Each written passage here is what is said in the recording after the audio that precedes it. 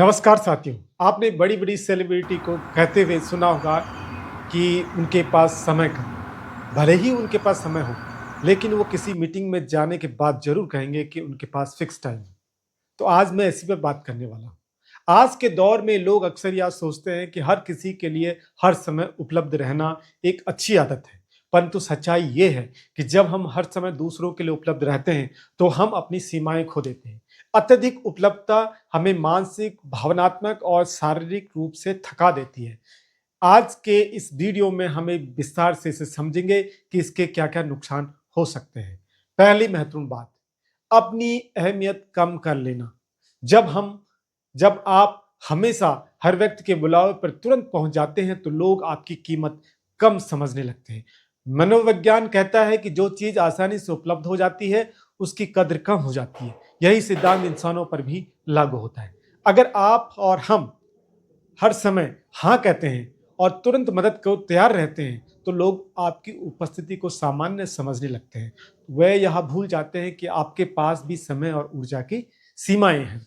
दूसरी महत्वपूर्ण बात है मानसिक थकान और तनाव बढ़ना। हर किसी की समस्या में शामिल होना, हर कॉल या मैसेज का तुरंत जवाब देना और हर काम में हाँ कहना, ये सब मानसिक बोझ बढ़ाते हैं। इससे मन में चिड़चिड़ापन, बेचैनी और चिंता जैसी संभावनाएं या उस तरह की भावनाएं बढ़ जाती है। ना कहना सीखना मानसिक स्वास्थ्य के लिए उतना ही जरूरी है जितना नींद और भोजन। तीसरी महत्वपूर्ण बात है अपनी पहचान खो देना। हम में से बहुत से लोग दूसरों को खुश करने की कोशिश में खुद को खो देते हैं। जब हम हमेशा दूसरों की जरूरतों को अपनी जरूरतों से ऊपर रखते हैं, तो धीरे धीरे हम यह भूल जाते हैं कि हमें खुद क्या करना चाहिए।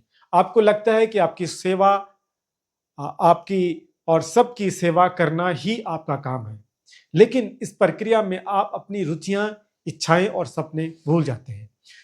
अगली महत्वपूर्ण बात है लोगों का गलत फायदा उठाना।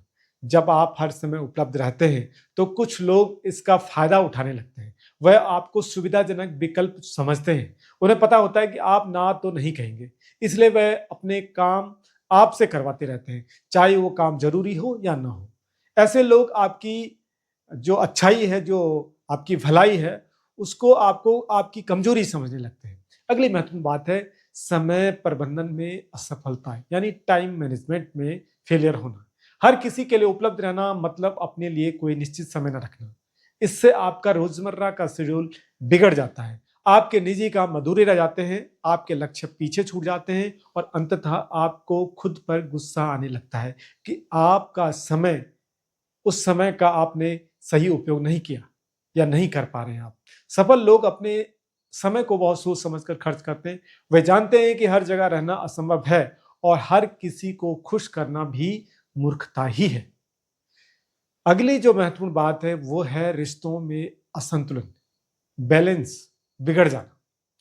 बहुत ज्यादा उपलब्ध रहने से रिश्तों में असंतुलन पैदा होता है। असंतुलन पैदा होने से अगर आप हर बार दूसरों के लिए तैयार रहते हैं, लेकिन बदले में वे आपकी भावनाओं को नहीं समझते, तो यह रिश्ता एक तरफा बन जाता है। ऐसे रिश्ते लंबे समय तक नहीं चल पाते। प्यार और सम्मान तभी बने रहता है जब दोनों पक्ष बराबर के भागीदार हों। अगली महत्वपूर्ण बात जो है वो ये है कि स्वयं की देखभाल की कमी।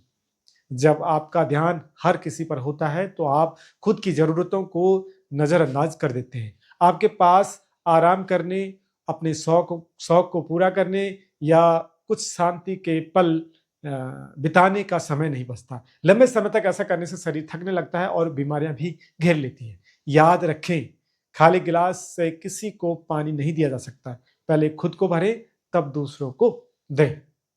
अगली महत्वपूर्ण बात है ना कहने में अपराध बोध महसूस करना। कई बार लोग इस डर से हर समय उपलब्ध रहते हैं कि कहीं कोई नाराज ना हो जाए। यह डर हमें अपनी सीमाएं तय नहीं करने देता। हमें समझना होगा कि ना कहना स्वार्थ नहीं है, बल्कि आत्मसम्मान है। इसके पीछे आत्मसम्मान की भावना छिपी हुई है। हर अनुरोध स्वीकार करना जरूरी नहीं। ना कहना एक स्वस्थ मानसिक आदत है। एक ऐसी आदत है जो स्वस्थ मानसिक आदत है, जो हमें संतुलित जीवन जीने में मदद करती है। अब मैं बताऊंगा कि यह कैसे किया जा सकता है।